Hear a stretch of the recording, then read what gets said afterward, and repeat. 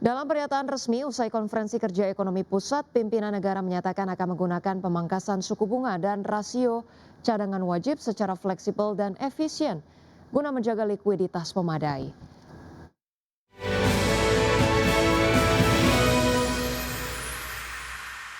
Pemirsa, pemerintah China memberi sinyal tetap menjaga dukungan kebijakan, tapi tidak berencana menambah stimulus besar pada 2026. Sinyal itu menandai pergeseran fokus dari merespon tekanan tarif Amerika Serikat menuju penguatan pertumbuhan jangka panjang. Dalam pernyataan resmi usai konferensi kerja ekonomi pusat, pimpinan negara menyatakan akan menggunakan pemangkasan suku bunga dan rasio cadangan wajib secara fleksibel dan efisien guna menjaga likuiditas memadai. Bahasa kebijakan yang disampaikan mencerminkan keinginan untuk menjaga stimulus tetap terukur setelah China relatif tidak terdampak perang dagang dengan Amerika Serikat berkat lonjakan ekspor ke berbagai negara. Hal tersebut menunjukkan pemerintah China puas dengan kerangka saat ini sehingga dapat mempertahankan strategi pertumbuhan berbasis manufaktur sambil mendorong konsumsi. Sinyal kebijakan terbaru ini muncul ketika ekonomi terbesar kedua dunia tersebut menutup tahun 2025 dengan kinerja yang lebih tangguh dari perkiraan. Kekuatan ekspor mendorong pertumbuhan dengan surplus perdagangan barang tahunan menembus 1 triliun dolar Amerika untuk pertama kalinya. PT Kalbe Farma Tbk mengungkapkan rencana buyback saham dengan nilai maksimal Rp250 miliar yang akan dilaksanakan pada 16 Desember 2025 hingga 15 Maret 2026. Ya, meski menyebut pelaksanaan buyback berpotensi menurunkan pendapatan bunga, namun manajemen Kalbe menilai dampak tersebut tidak bersifat material terhadap kinerja perseroan. Farma Tbk menyiapkan rencana pembelian kembali saham atau buyback dengan maksimal Rp250 miliar di tengah kondisi pasar yang berfluktuasi signifikan. Direktur Kalbe Farma Kartika Setiabudi menyampaikan bahwa langkah buyback tersebut diharapkan dapat memberikan keyakinan kepada investor terhadap nilai fundamental saham perseroan sekaligus menjaga stabilitas harga saham di pasar. Adapun periode buyback direncanakan berlangsung selama maksimal 3 bulan, yakni mulai 16 Desember 2025 hingga 15 Maret 2026. Perseroan akan menggunakan dana internal untuk membiayai aksi korporasi ini. KB memperkirakan pelaksanaan buyback berpotensi menurunkan pendapatan bunga sekitar Rp2,97 miliar setelah periode pembelian kembali saham berakhir. Namun manajemen menilai dampak tersebut tidak bersifat material terhadap kinerja perseroan. Dari sisi kinerja per saham, KB memproyeksikan laba per saham secara performa berpotensi meningkat menjadi Rp70,42 per saham apabila buyback dilaksanakan sepenuhnya. Angka tersebut lebih tinggi dibandingkan laba per saham tahun buku yang berakhir pada 31 Desember 2024 sebesar Rp70,16 per saham. Berbagai sumber IDX Channel. Pemirsa, emiten perunggasan PT Janu Putra Sejahtera Tbk mengalokasikan belanja modal senilai Rp130 miliar untuk tahun 2024 seiring dengan ekspansi bisnis ayam petelur hingga pembibitan. Ya, Direktur Utama PT Janu Putra Sejahtera Tbk Sri Mulyani mengatakan manajemen telah menetapkan arah strategis yang prospektif pada tahun 2026 berfokus pada penguatan unit bisnis layer komersial yakni ayam petelur dan ekspansi kapasitas breeding atau pembibitan. Ya, strategi ini didukung penuh oleh momentum kebijakan pemerintah terutama melalui program makan bergizi gratis yang diproyeksikan akan mendongkrak permintaan protein hewani nasional.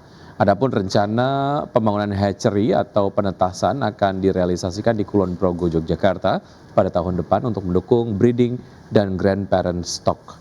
Dengan hatchery milik sendiri, perseroan pun berharap dapat mencapai efisiensi yang lebih tinggi untuk DOC final stock dan juga parent stock. Prospek saham PT Prodia Widya Husada Tbk atau PRDA pada tahun 2026 dinilai masih menjanjikan. Iya, langkah ekspansi perusahaan di sektor layanan kesehatan menjadi salah satu katalis positif bagi kinerja jangka menengah hingga panjang. Investment Analyst Advisor atau Advisor Provina Visindo, Indi Naila menilai bahwa fokus ekspansi PRDA ke layanan stem cell pasca akuisisi 30% saham Prostem menjadi salah satu penopang pertumbuhan pendapatan dan margin. Selain itu, penguatan riset dan pengembangan atau R&D juga dinilai mampu meningkatkan daya saing perusahaan di tengah ketatnya persaingan industri layanan kesehatan. Meski memiliki prospek positif investor, tetap diminta mewaspadai sejumlah resiko. mulai dari potensi perlambatan belanja kesehatan masyarakat, persaingan harga yang semakin ketat, hingga dinamika regulasi layanan stem cell.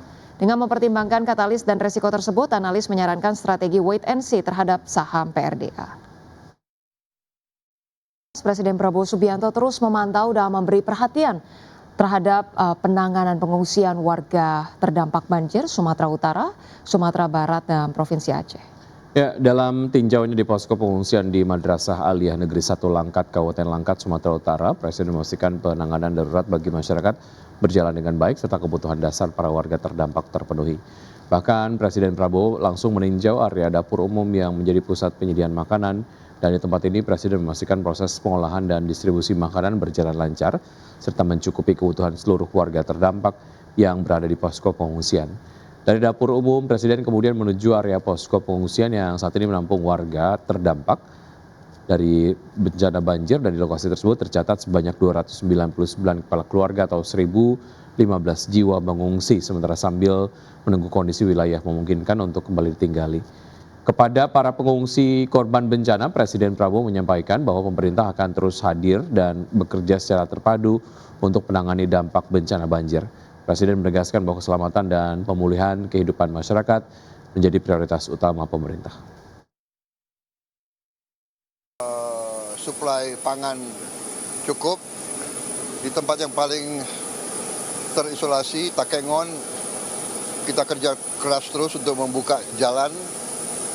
Benar meriah juga, saya kira sudah jembatan sudah berfungsi ya, benar meriah ya, jembatan sudah berfungsi ya.